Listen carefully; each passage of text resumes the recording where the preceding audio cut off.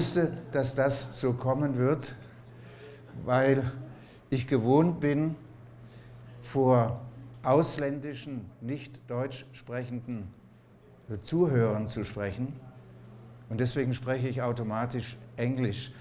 Aber er übersetzt von Deutsch nach Spanisch. Und ich hoffe, es wird klappen, wenn ich langsam genug spreche.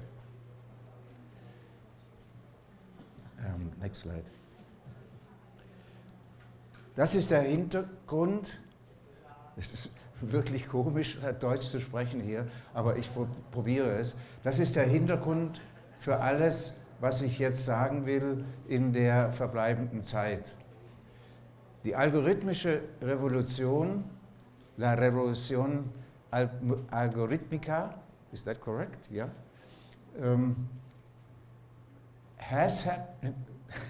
Hat stattgefunden und findet weiter statt. Es ist die erfolgreichste Revolution aller Zeiten, sage ich, weil es keine politische Revolution ist, sondern eine kulturelle. Die algorithmische Revolution hat damit zu tun, dass die Grundlagen der gesamten Infrastrukturen aller Länder umgewälzt werden in etwas völlig Neues. Die technische Infrastruktur beinhaltet zum Beispiel altmodisch das Telefon, heute das Internet, das Straßensystem, die Entwässerung. Jeder weiß, dass es ganz viele Systeme gibt von hohem technischen Grad, ohne die unsere jeweiligen Zivilisationen in allen ihren Unterschieden und Gemeinsamkeiten nicht existieren könnten. Und alles dieses wird immer mehr kontrolliert von der algorithmischen Technik, von Computersystemen, von Computernetzwerken. Oft merken wir das schon gar nicht. Ich wette meinen Kopf, dass jeder von Ihnen ein Smartphone in der Tasche hat. Wahrscheinlich. Und auch jeden Tag dieses Smartphone verwendet. Dieses Smartphone entspricht in seiner technischen Fähigkeit einem Supercomputer aus den 1970er Jahren. Sie tragen so ein kleines Kästchen, was einem Supercomputer von vor 50 Jahren, rund gesprochen 40 Jahren, entspricht. Das muss man sich vergegenwärtigen, um zu ahnen, wie tief diese Revolution geht, die eine ist, die wir nicht merken. Wir merken sie nicht. Sie geschieht.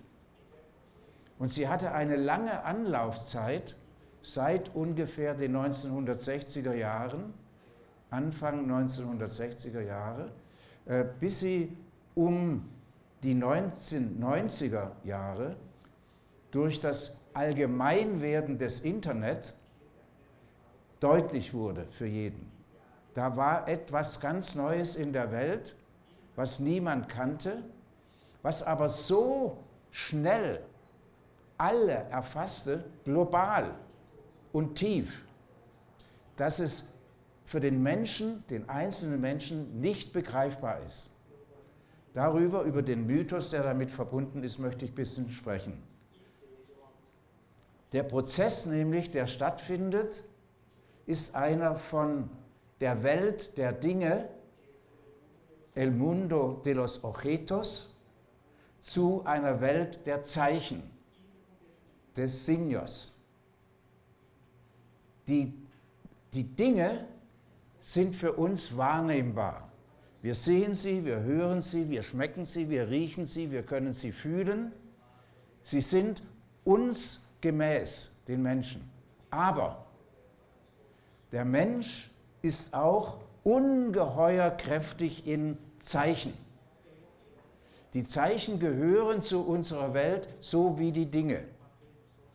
Was jetzt aber stattfindet in dem Übergang von der Moderne zur Postmoderne, ist, dass die Zeichen in den Vordergrund kommen. Wer von Ihnen Kinder hat, der weiß vielleicht, dass es wichtig ist, welches Zeichen auf der Hose ist. Da muss etwas stehen, ne? Altmodisch, ich bin altmodisch, Levi's 501. Wenn ihr nicht Levi's 501, dann war das nichts. Die Hose war das Gleiche. Die ist aus Thailand gekommen und in Europa ist dann noch Levi's 501 drauf gemacht worden. Das Zeichen war wichtig, sonst wurde der Junge in seiner Schule nicht anerkannt. Und das nimmt jetzt immer größere Form an. Wir können den Menschen nicht anders denken als in Arbeit. Damit meine ich nicht die Lohnarbeit. Die Lohnarbeit, die wir alle unmittelbar kennen, ist die kapitalistische Form der Arbeit.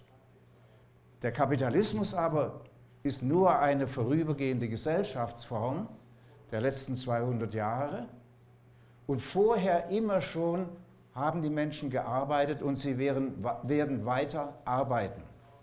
Also Menschsein heißt zu arbeiten. Und deswegen kommt es ein bisschen darauf an, uns zu betrachten, was macht die Arbeit aus. Das sind die Elemente der Arbeit, dass eine Arbeitskraft auf einen Arbeitsgegenstand angewandt wird mit Hilfe von einem Instrument. Diese drei, das ist die marxistische Analyse der Arbeit, die er übernommen hat, das ist nicht wichtig dabei, er hat was dazu gesetzt. Auf die kommt es an bei dem, was wir jetzt betrachten, ja, nämlich, was sind diese Mittel der Arbeit? Die Arbeitskraft bleibt bei dem Menschen, ein für alle Mal. Die Arbeitsgegenstände verändern sich, aber die Arbeitsmittel sind langsamer in der Veränderung. Es gibt nach wie vor Werkzeuge und dann gibt es eine hohe Weiterentwicklung in die Maschinen, die mit dem Anfang des 20. Jahrhunderts schon auf Automaten langsam gehen, die dann in dem großen Sprung, der in der algorithmischen Revolution stattfindet, zu Medien werden. Wir sind dann immer schon in medialen Situationen, in denen wir kaum noch merken, was das einzelne Arbeitsmittel da drin ist.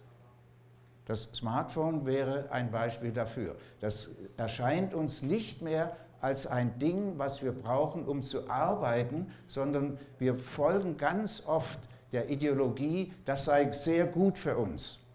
Es ist im Wesentlichen, ich bin hier der Einzige im Raum, der kein Smartphone hat und auch keines haben will.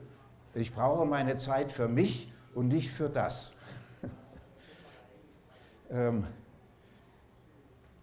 Ganz kurz, so hat es mal ausgesehen, so und noch anders, bei der Arbeit in der Fabrik. Sehr ungesund und man hat nur kurz gelebt. Das nächste. Das wäre aus der frühesten Zeit der Computer. Das Bild von vorhin, das zeigt manuelle Arbeit und in den Maschinen die Mechanisierung der manuellen Arbeit. Mit dem Computer kommt zunächst mal einfach Fortsetzung der Maschine, die dann aber als Gegenstand nicht die manuelle, sondern die geistige, mentale Arbeit hat. Und das ist der große Sprung von Moderne in Postmoderne, dass notwendigerweise die geistige Arbeit auch Gegenstand von Maschinen wird, die dafür zuständig sind. Da steht das nochmal und ich sage hier absichtlich, Maschinisierung und nicht Mechanisierung, denn Mechanisierung entspricht dem 19. Jahrhundert, das ist eine andere historische Phase als die im 20. Jahrhundert, wo es um eine allgemeinere Klasse von Maschinen geht, die nicht mechanisieren. Und so können wir dann das zusammenfassen in den beiden Begriffen, die Digitalisierung und die Algorithmisierung, die stattfinden, um das, was geschehen soll, um die geistige Arbeit zu maschinisieren, um das durchzuführen. In Deutschland wird fast nur von Digitalisierung gesprochen. Das halte ich für eine ideologische Offensive, um abzulenken davon, worum es wirklich geht, nämlich die Algorithmisierung. Die Welt muss berechenbar gemacht werden. Die Welt ist aber nicht berechenbar. Sie ist sehr widerständig gegen die Berechenbarkeit. Indem von der Digitalisierung ganz harmlos gesprochen wird, folgen wir, das ist ja gar nichts Schlimmes, und werden dann eines Tages merken, dass nun nur noch das gilt, was berechenbar ist. Ich mache jetzt einen kleinen historischen Teil, indem ich auf eine besondere Versuche, auf die erinnern will, an denen ich nun zufällig beteiligt bin und deswegen kenne ich mich da ein bisschen aus. Und das soll als Beispiel stehen für anderes. Wir hatten hier wunderbar, das war eine Perle, die Hinweise auf das Bauhaus, wunderbar. Wir hatten diese Grafik hier. Im Bauhaus sind tatsächlich Ideen gelegt worden, die harmlos wie sie sind, denn es geht um Kunst und Design, das ist ja prima. Das ist nicht Krieg und Zerstörung, sondern das ist Kunst und Aufbau. Und da hatte ich das Glück, mit dieser Maschine etwas machen zu sollen. Die war aber noch gar nicht da. Also, das nennt man eine Zeichenmaschine. Die war noch, für Sie heute ist das super altmodisch. Zu Recht. Die wiegt eine Tonne, eine richtige Maschine noch.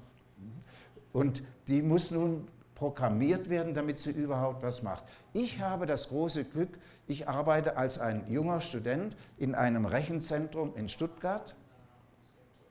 Und der Professor kommt zu mir und sagt, guten Morgen, wir kaufen eine Zeichenmaschine, sagt er mir. Aha, eine Zeichenmaschine. Ich habe keine Ahnung, was das ist. Aber wir kriegen keine Software. Wir sind im Rechenzentrum und damit denke ich, das ist aber komisch, wenn es keine Software für die Maschine gibt, was soll man dann machen? Und dann sagt er schon, machen Sie das. Und ich sage ja. Also ich habe keine Ahnung, was ich jetzt machen soll, denn ich habe die Maschine nicht gesehen. Was macht die eigentlich? Wie geht das? Und der Professor hat ein solches Vertrauen zu mir, dass er sagt, machen Sie die Software. Er weiß ganz genau, dass dieser Student keine Ahnung haben kann. Und ich finde mich aber auch sehr gut, indem ich sage ja. Ich sage nicht, ja, vielleicht, keine Ahnung, was soll ich machen, sondern ich sage einfach ja. Dieses war ein sehr guter Lehrer, der hat dem Studenten vertraut. Fast alle Lehrer sind ganz schlechte Lehrer, denn sie vertrauen den Studierenden nicht. Das sehen Sie an den Prüfungen. Die Prüfungen müssen abgeschafft werden, damit das Prinzip des Vertrauens herrschen kann. Ja. Keine Ahnung. Okay, das sind dann erste Zeichnungen. Also ich kriege das irgendwie hin, dass diese Zeichenmaschine zeichnen kann. Und das heißt, ich muss das Bild denken. Bevor ich zum ersten Mal die Zeichenmaschine sehe, habe ich schon das Programm, das sie steuern wird. Und da habe ich ungeheuer viel drin gelernt für alle Zukunft in meinem Leben. Das hat mein Leben völlig verändert. Also das sind einfache kleine Übungen. Wir werden nachher darauf zurückkommen, ganz kurz nur auf die Kritik von sowas. Das sind andere, die sind alle aus dem Jahr 1965. Und es war dann interessant, dass man die in Galerien zeigen konnte. Fand ich prima. Das zeige ich Ihnen aber auch, das ist ein Jahr später. In Stuttgart findet eine Auktion statt und das Geld von Künstlern und das Geld, was da eingenommen wird, geht an den Vietcong. Das war für mich wichtig, denn was ich da gemacht habe, mit Computern Bilder zu machen, habe ich gedacht, das ist falsch. Warum soll mit den Computern, die für ganz andere Zwecke da sind, nämlich Krieg zu führen und Arbeit zu rationalisieren, Leute arbeitslos zu machen oder zu töten? Dafür sind Computer da. Ende der Durchsage. Und dass ich dann solche Bilder dort verkaufen konnte, die aus dem Computer kamen und das Geld dann an den Vietcong ging, das fand ich gut. Und das finde ich auch heute noch gut. Also die Widersprüchlichkeit in unserem Leben will ich mit dem Beispiel anführen. Die Widersprüchlichkeit, die heißt, dass wir immer schon in Widersprüchen stecken. Wir kommen nicht raus. Es gibt kein Gutes im Schlechten, um Adorno anzudeuten. Darüber könnten wir uns streiten, lassen wir jetzt. Ich möchte an einen anderen, ganz anderen Menschen, Harold Cohen, vor 3 Jahren ist er gestorben, ihn erwähnen. Harold Cohen war ein richtiger und bereits erfolgreicher Künstler. Er war bereits, englisch, britisch, er war bereits auf der Documenta und auf der Biennale in Venedig vertreten gewesen, also erfolgreicher Künstler. Und dann geht er von England, London, nach Kalifornien, San Diego und bleibt dort.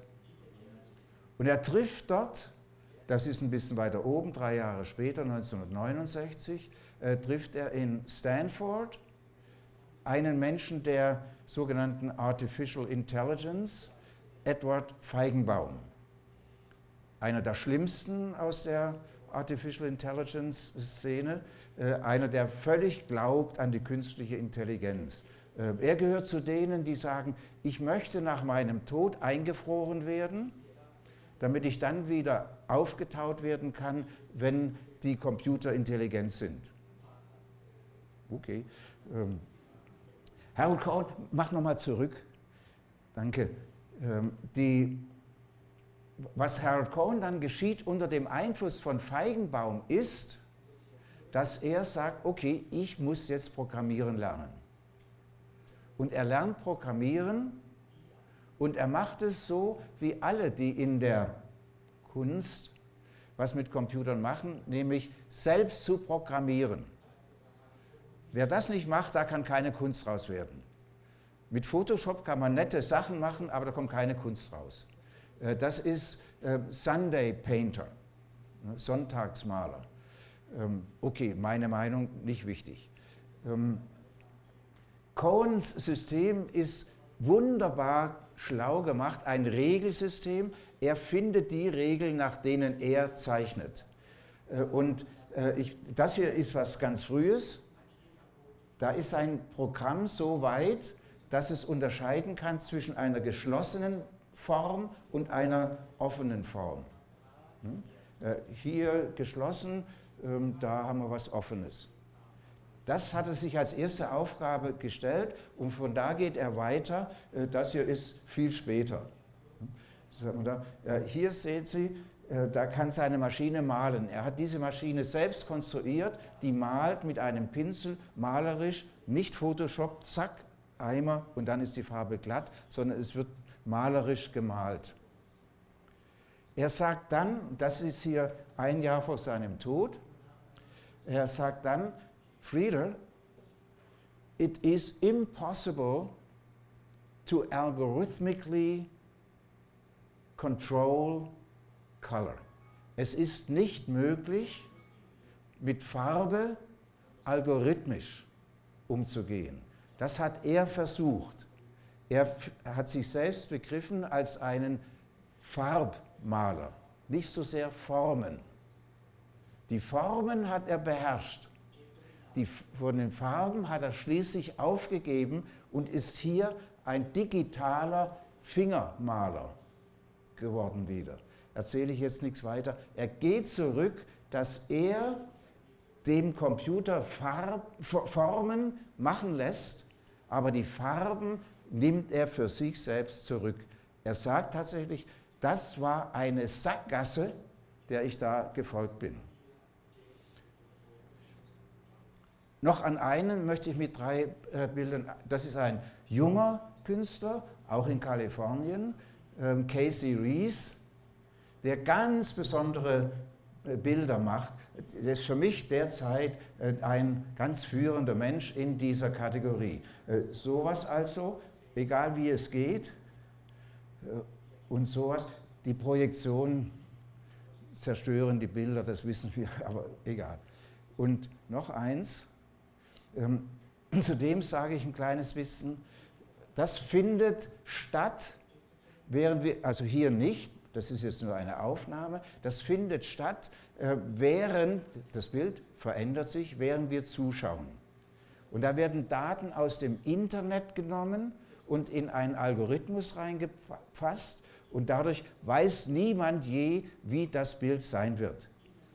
Da komme ich dann auch gleich nochmal drauf zurück. Die Bilder verschwinden. Mit den Computern wird erst dann eine neue Höhe von Bildlichkeit erreicht, wenn das Bild in Bewegung ist. Denn Computer sind Maschinen für kleine Änderungen. Computer sind inkrementelle Maschinen. In allem Globalen haben die keine Ahnung und werden sie niemals eine Ahnung kriegen. Wir sind die der globalen Intelligenz. Wir sind im Detail schlecht. Dort, nur dort, können wir positiv etwas mit Computern machen, wo es inkrementell ganz oft, also 1 Million Mal etwas wiederholen, wird kein Mensch machen. So blöd sind wir nicht. Dafür haben wir Maschinen. Und weiter. Und das habe ich wegen des Zitates rausgeholt. Paul Klee, und wir sind wieder im Bauhaus, 1928, in einer Auseinandersetzung, es ist kurz bevor Paul Klee vom Bauhaus weggeht, in einer Auseinandersetzung mit Laszlo Moholy-Nagy, schreibt er einen kurzen Aufsatz über das Mathematische in der Kunst, der mit diesem Satz anfängt. Das ist original auf Deutsch. Wie getreu die Übersetzung ist, das weiß ich jetzt nicht. Wir konstruieren und konstruieren. Er sagt wir. Er nimmt sich mit rein in das Konstruieren. Aber die Intuition bleibt doch eine gute Sache. So sagt Paul Klee in der Auseinandersetzung mit Moholy-Nagy, und der Nagy steht für das radikale Konstruieren am Bauhaus. Auch in seinem Leben, später Chicago, ganz klar. Also, die Intuition und die Konstruktion, das wäre ein weiteres solches dialektisches Paar, zwischen dem jetzt hier für uns Künstlerisches stattfinden kann. Zwischen dem Konstruieren, das ist die Maschine, und dem Intuitionieren, das sind wir. Mir scheint, ich komme sogar mit der Zeit vielleicht hin. Bring das nochmal. Danke. Wir nehmen Bilder wahr, Maschinen dagegen berechnen Sie. Und das möchte ich in dem hier weiterführen. Es gibt eine Oberfläche, dort wird wahrgenommen. Und es gibt eine Unterfläche, dort wird berechnet. Mach mal weiter. Ah ja, und da habe ich jetzt irgendwas übersprungen. Und in dieser Doppeltheit, Oberfläche und Unterfläche, existieren Bilder jetzt nur noch. Das stimmt natürlich nicht, denn es gibt noch viele Maler, die haben eine Leinwand und eine Staffelei und malen. Und es gibt viele Grafiker, die haben irgendein anderes Mittel, auf dem sie etwas machen, für eine Lithografie, einen Stein und so weiter. Und selbstverständlich wird das bleiben. Das geht nicht weg. Aber dort, wo jetzt Bilder entstehen, dort existieren sie doppelt. Oben wahrnehmbar und das muss sein. Und unten berechenbar und das ist das Neue. Das aktuelle Bild, das digitale Bild, wenn wir so wollen, existiert immer in dieser Zweifachheit, in dieser Doppeltheit. Es ist ein doppeltes Bild. Und das, was wir jetzt hier schon sehen, das ist jetzt hier in der Projektion, das kommt aus einer Installation. Die Bilder, die ich hier zeige, die sind Hommage an Gerhard Richter, die finden statt, während der Computer rechnet. Wenn ich den Computer wegnehme, sind die Bilder weg. Außer ich habe irgendwas recorded, aufgenommen.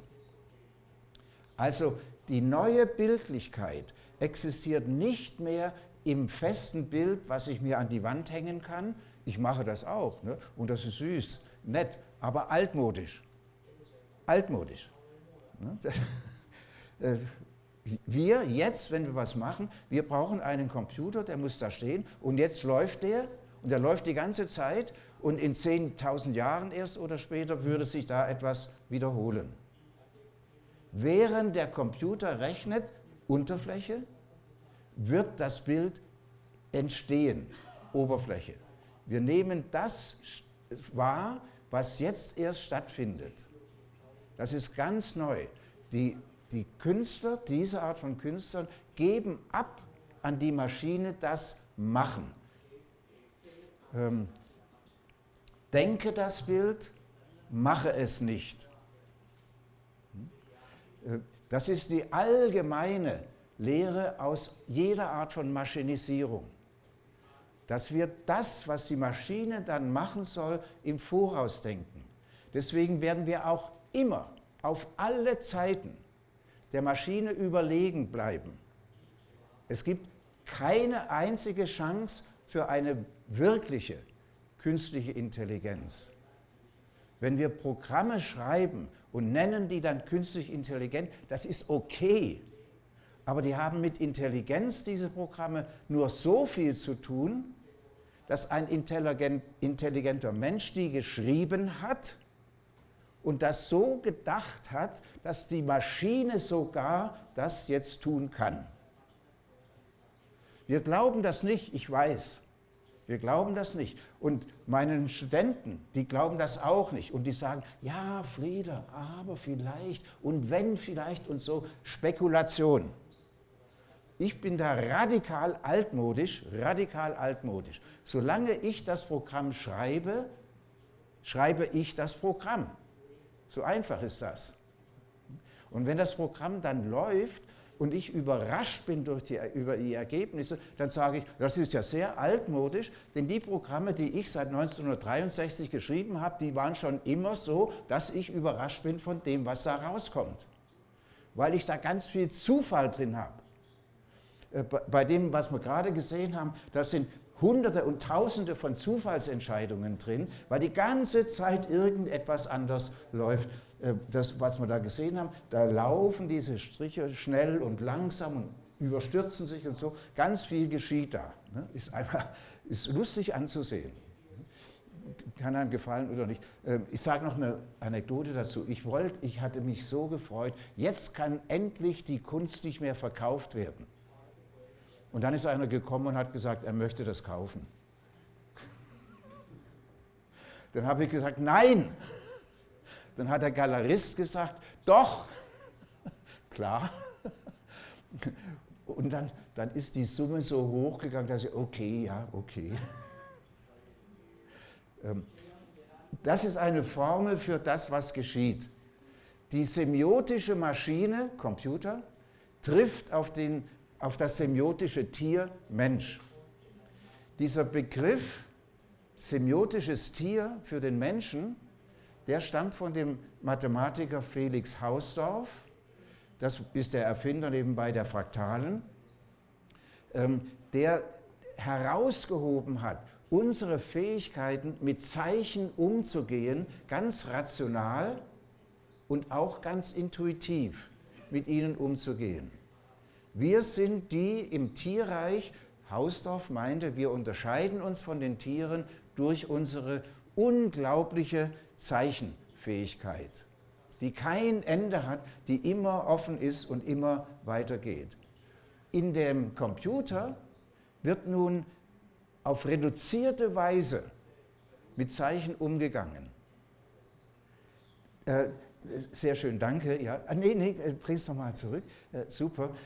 Ich nenne das algorithmische Zeichen.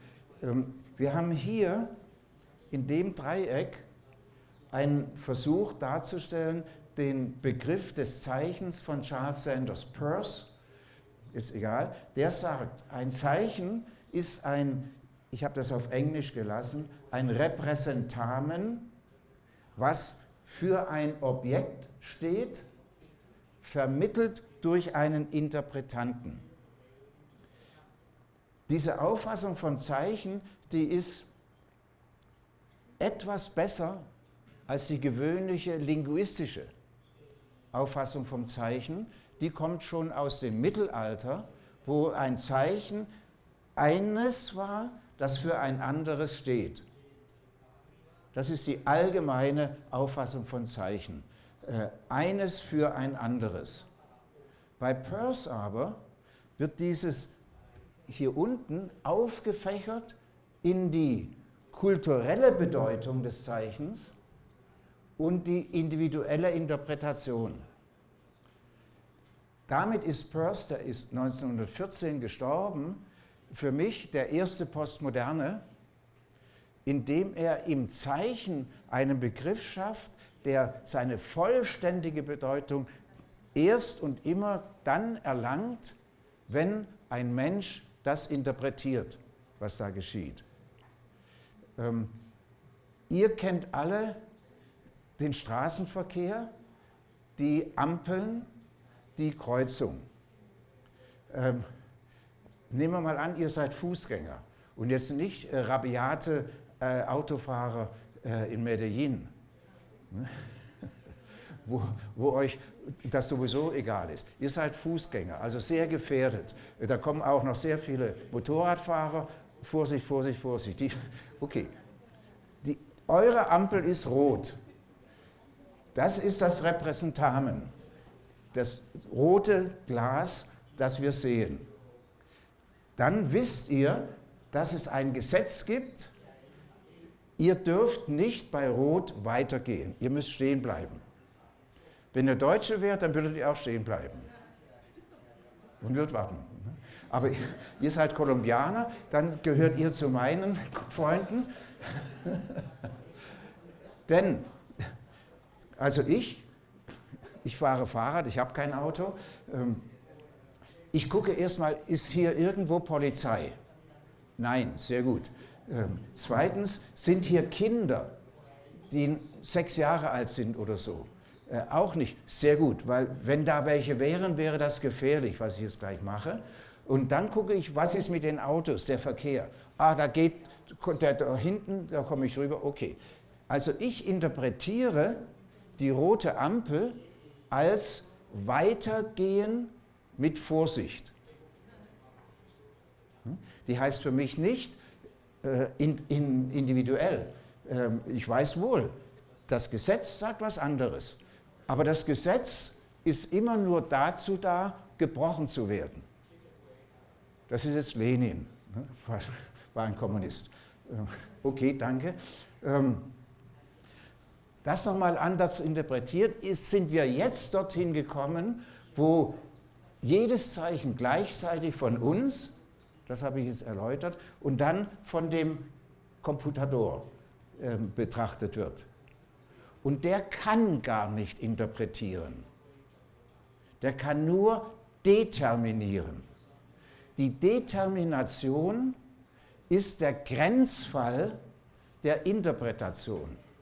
Dort, wo die Interpretation nur eines erzeugen kann und nichts anderes, nämlich ja, das Programm kann laufen, ist korrekt, oder nein, es ist nicht korrekt. Mehr kann der Computer nicht machen. Und deswegen ist seine Interpretation, wo habe ich das hingeschrieben? Hier, eine Bestimmung, eine Determination dessen, was nun geschehen soll. Für uns bleibt es immer noch offen. Und das ist der prinzipielle Unterschied zwischen dem semiotischen Tier und der semiotischen Maschine. Die semiotische Maschine ist nur fähig, Signale zu verarbeiten und nicht volle Zeichen.